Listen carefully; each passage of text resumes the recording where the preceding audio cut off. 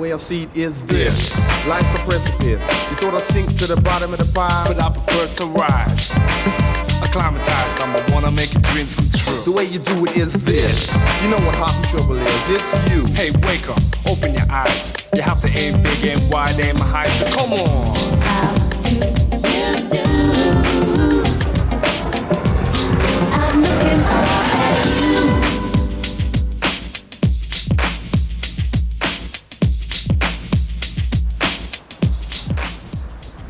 This week, the Munro show crosses the water to Mull to climb isolated but beautiful Glen Mor. And we travel to busy Glencoe, following in the footsteps of the thousands of people who've climbed the Buachaille Etive Mor.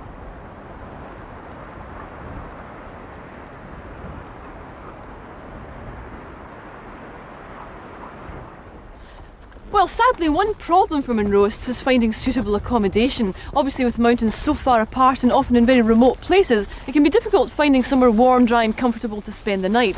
Fortunately, though, there's a number of options, including this marvellous chain of hotels, totally free and sited throughout the country.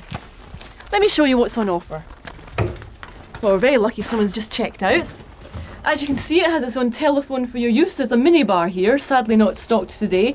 2 or 3 of you can get in here, although I think it is designed to be a single unit. There's even some bedtime reading to help you fall asleep after that long climb. Oh, a Boeing 0339. Unfortunately, somebody has seen fit to redesign these hotels, quite unsuccessfully, I think. For instance, this gap at the bottom of the door offers no protection from wind or midges, and the clear glass doesn't give you any privacy at all when you're stripping off for the night. How can they expect someone to have a good night's sleep in a hotel like this? I don't know. There's another form of accommodation, rather unromantically known as a doss. A doss is the most primitive of shelters. Anything will do, and the cunning of the seasoned dosser means that some of them are hidden in the most unlikely places. This infamous doss is called the Bendy. It's built beside a river, right underneath a bridge on the A82 in Glencoe. It's a bit smelly, but free and dry, and it has the advantage over a hotel of containing absolutely no pump valve reps from Preston.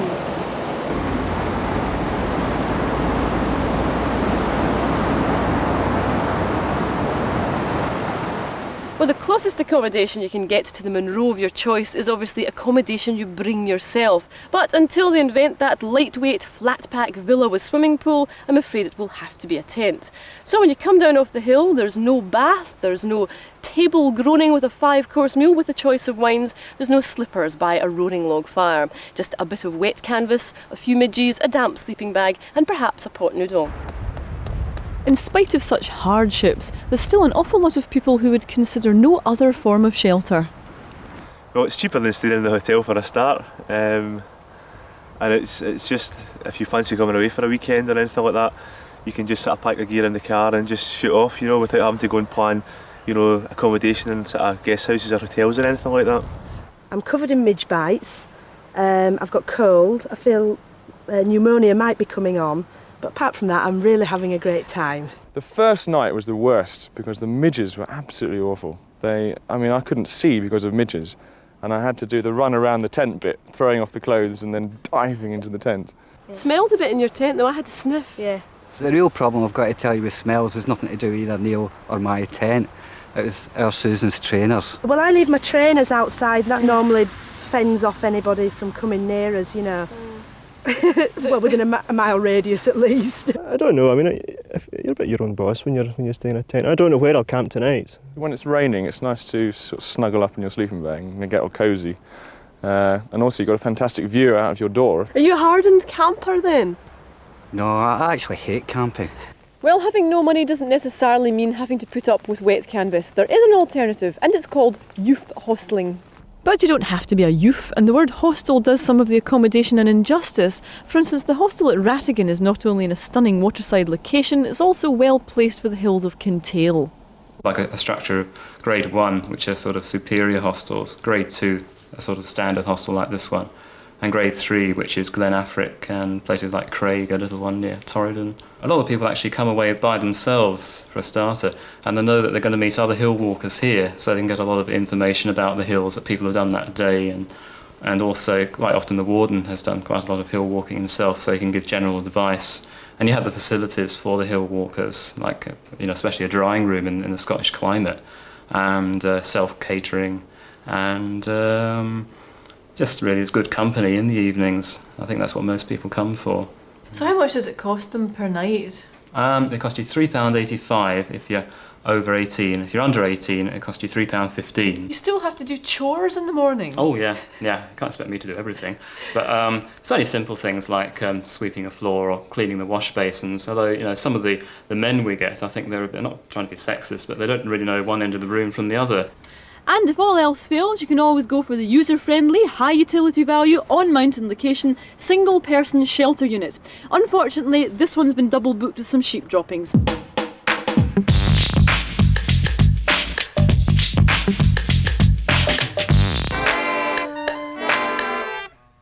Well, of course, in English, Ben Mor is a perfectly good pronunciation.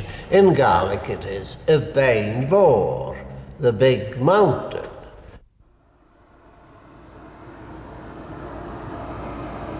When they finally build the bridge that will link Skye to the mainland, the only Munro you'll have to cross water to reach will be Ben Mor on Mull. Quite a controversial island, as the few remaining locals are never tired of telling you a Scots accent in Mull is now as rare as an intelligent sun reader. However, when you do this 40-minute ferry journey on Caledonian McBrain's fine boat from Oban to Craigmuir and get your first sight of the beautiful island of Mull, it's not hard to see what's attracted all the incomers.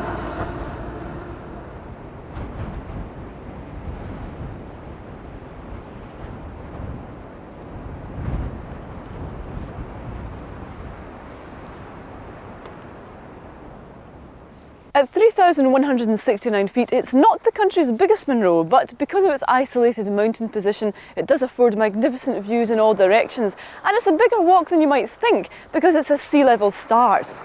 I hate sea level starts.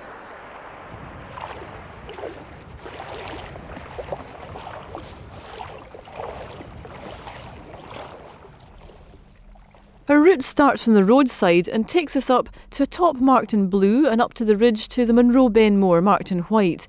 And happily you finish pretty much where you started.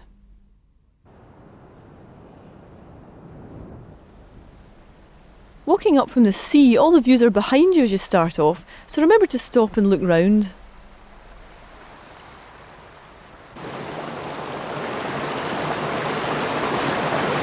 The first part of the path is a bit boggy and eroded, however it's a nice gentle walk, and for most of the way until you reach the col that gets you onto the ridge of Ben Mor, it sticks close to this beautiful burn with its magnificent waterfalls. In fact, this is the very spot traditionally where Highlanders used to come and do shampoo commercials. This part of the path is quite characteristic of the whole island of Mull. Vast peaty moorland bordered by hills and ringed with sea lochs. But if you're heavy with tent, be careful where you camp, as the land is jealously guarded. In fact, the band Genesis had an estate here. Just imagine the humiliation of being ordered off an ageing rock star's investment.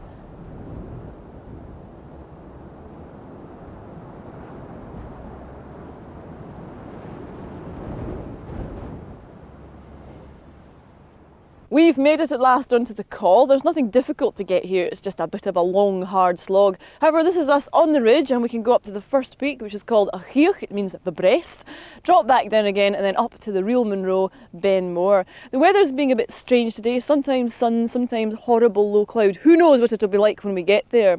The thing about Mull is it's absolutely packed to the gunnels during the summer months with coach parties and people shuffling around in laybys. However, when you get up here into the hills, you really do get a sense of isolation and peace. And in fact, you can eat your peace.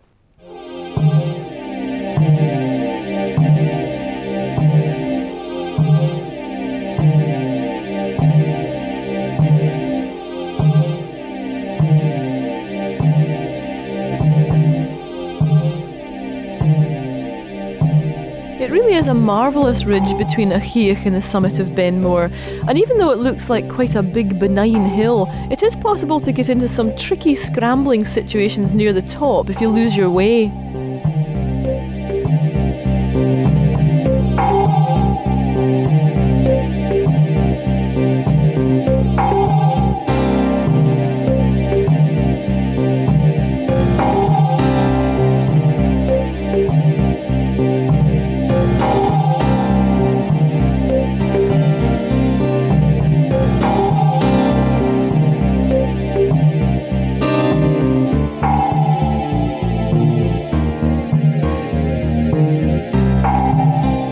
This is the summit of Ben Mor at 3,169 feet, often a neglected Munro since it's all alone on Mull, but the lack of boot traffic makes it more pleasurable. When you come to Mull to bag it though, take some time to visit the rest of the island, or you'll have wasted a great opportunity to see some amazing and relatively unspoilt Highland scenery.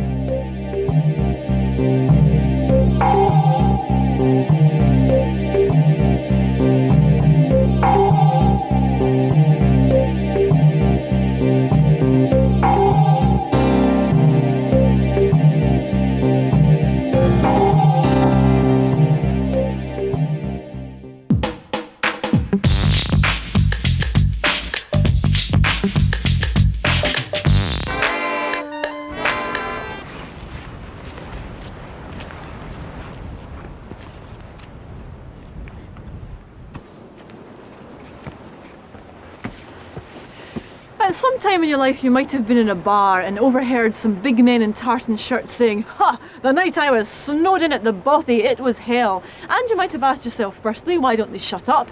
And secondly, what is a Bothy? Well, very simply, they're Spartan huts or sometimes renovated ruins dotted around the remote and mountainous areas of Scotland, which are open and free to all, free to anyone who wishes to take refuge and shelter from the elements. And they have a mystery and culture all of their own. It's quite a romantic vision, the idea of a Bothy. This is the reality though. It's not so much log fires and singing around the fire. It does have a number of facilities though. A lantern was handy. There's no running water or toilets, but this is what we do have. Nice fitted kitchen area here. Interesting pattern there of rat paw prints. I don't think I've seen that one in Homes and Gardens. So after you've had a little beef en croûte perhaps, a little red wine, it's time then to go upstairs on this designer ladder to the split level sleeping accommodation. They've thought of everything.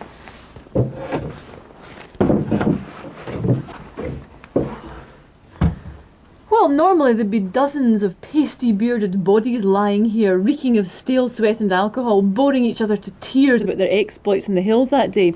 And this would certainly keep them safe from exposure. Not quite so safe from lice or lumbago, though. Oh, lovely, lovely. Oh, the luxury just goes on and on and on. What else have we? Well, we have an extensive living area down here beneath the sleeping accommodation.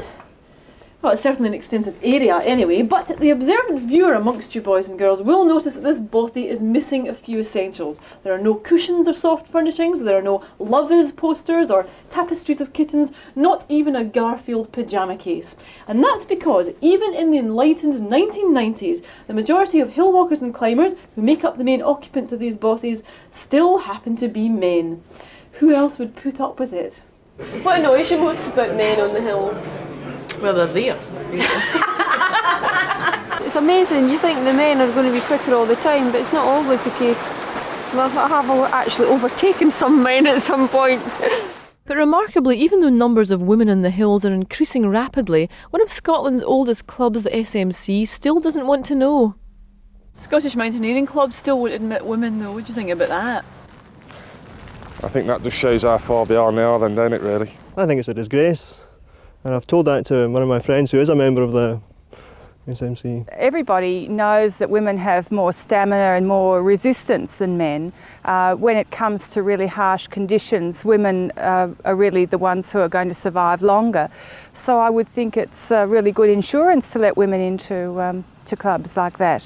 Not women, only men. Now why not? I have legs, I have feet, I am capable of wearing a hairy tartan shirt and saying, "Where are you heading for the day, lads?"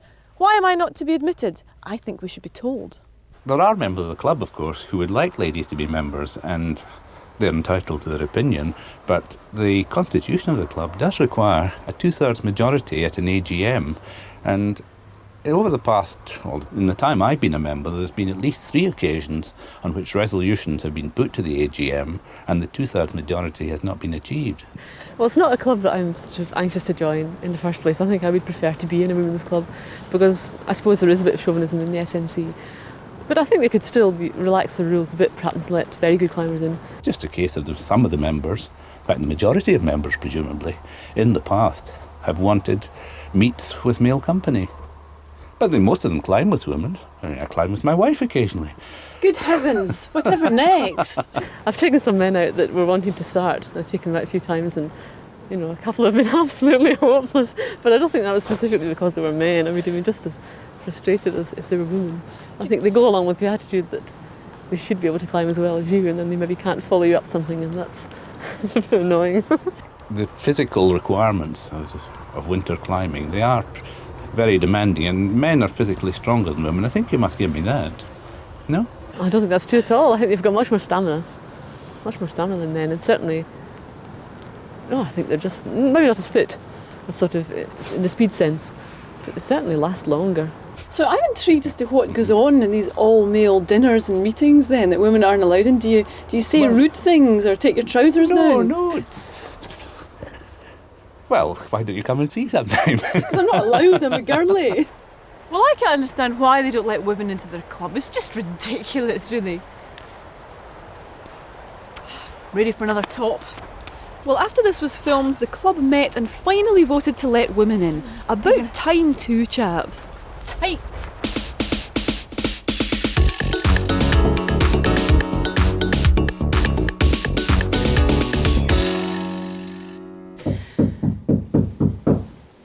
Miss Gray, your breakfast's ready. Yeah, your breakfast, don't we? Miss Gray, Harrison Ford's here to see you.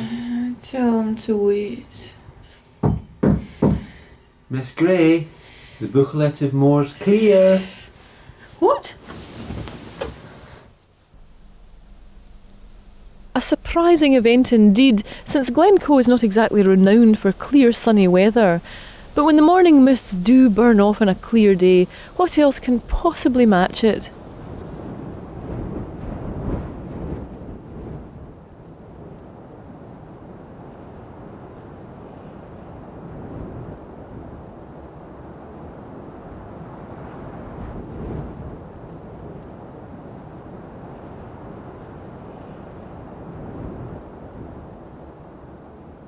Oh, the Buachaille, what a gorgeous lip-smacking mountain it is, rising majestically out of the western end of Rannoch Moor. It might as well have a sign on it saying, "Climb me." Mind you, the cliffs that you can see do look as though only an E7 grade rock climber in tights could get up it, but I am assured that there is a path that even stumbling buffoons like ourselves may reach the top easily by.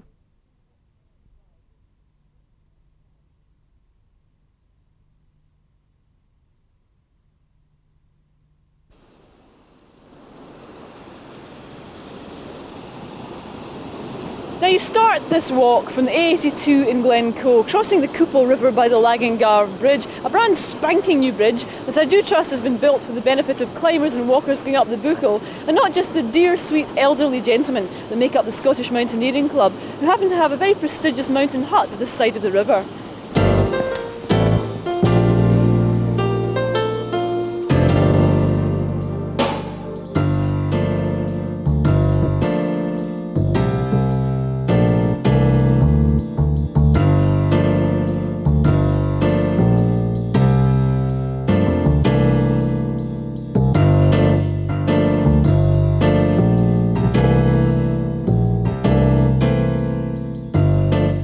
Starts gently and gradually gets steeper as it climbs up the corrie. Despite that, this is still the easiest of the Glencoe hills in terms of time and effort.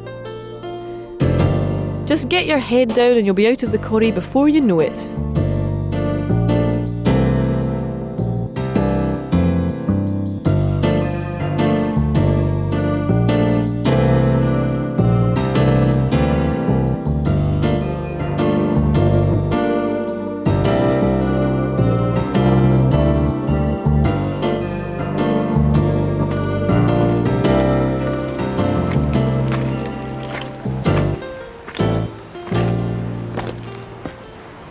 Well, it's certainly a very well-trodden path up into this corrie before we go up through the Buachaille and onto the summit of Buachaille Etive Mor. In fact, if it's solitude you're after, then don't think about coming to Glencoe at the weekends, because the pubs are full of tartan-shirted lads consuming as much real ale as their bodies can possibly hold. The car parks are full, and sometimes it's standing room only on the hills. However, there's a reason for that, and it's because Glencoe is completely magnificent.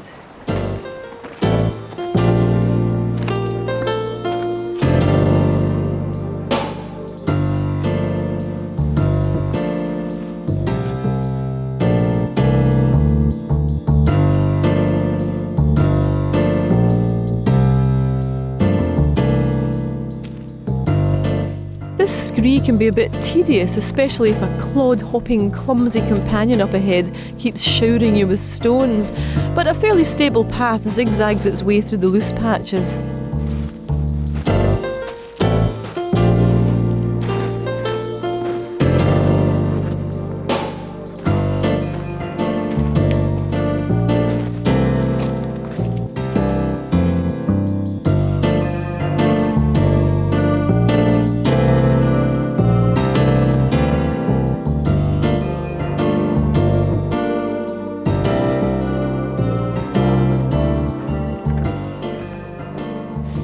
Master the scree, and it brings you out onto this fantastic ridge, because Buachaille Etive Mor is actually a ridge of 5 peaks.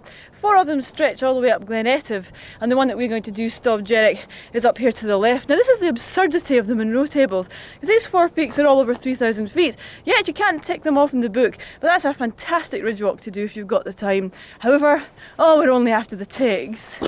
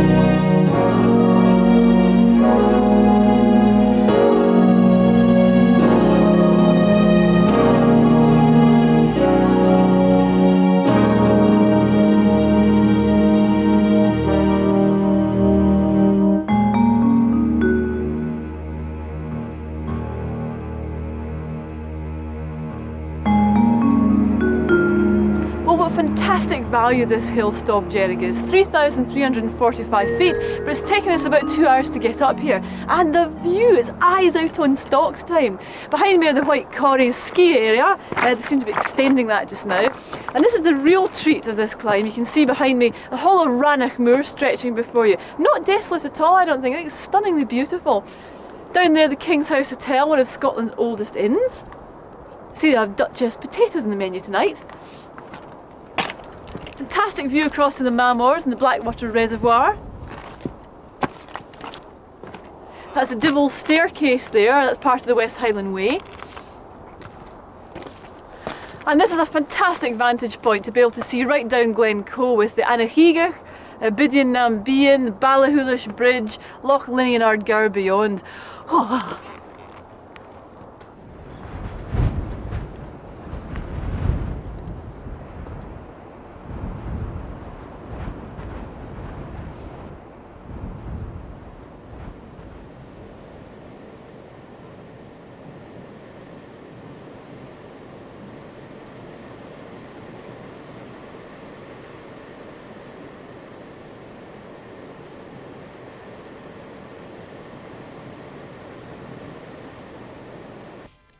Next week it's the ultimate Munro. We go to the island of Skye to face the inaccessible pinnacle. Oh, a famous women climber. Buachaille Gabor. Barbara Cartland. Very famous. Oh, aye, great climber in her day. E7 grade, I hear. Oh, she was fantastic. And then there was Sue Pollard.